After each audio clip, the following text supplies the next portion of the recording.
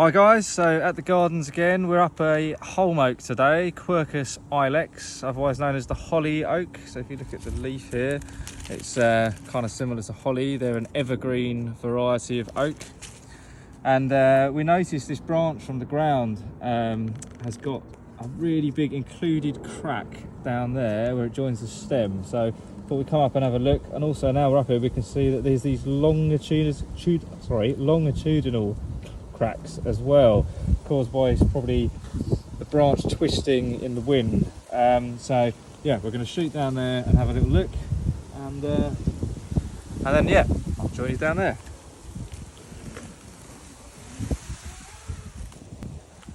Right, so we've come down to the branch now. Here's the longitudinal, that word I was struggling with, cracks, which means lengthways.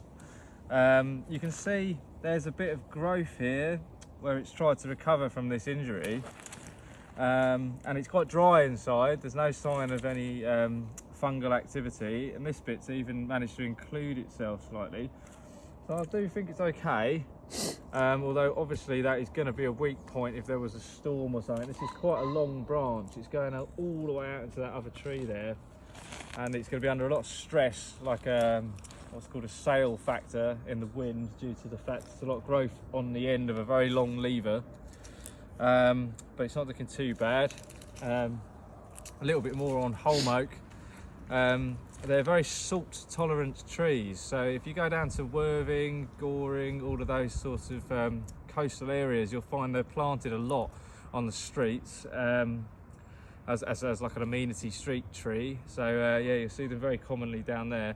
They are quite prone to dropping large branches and just splitting out. So this is not unusual by any stretch for a Holm Oak, which is why we've nipped up to have a look. So yeah, one more stop. We'll nip down there and check on that big crack where it joins the stem. Right, down by this crack now.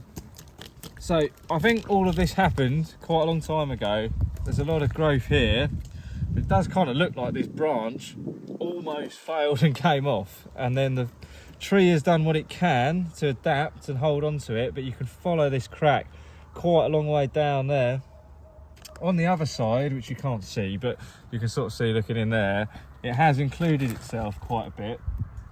But I still think that we probably should take some weight off the end of it. I don't know if you can see around here, it is very long.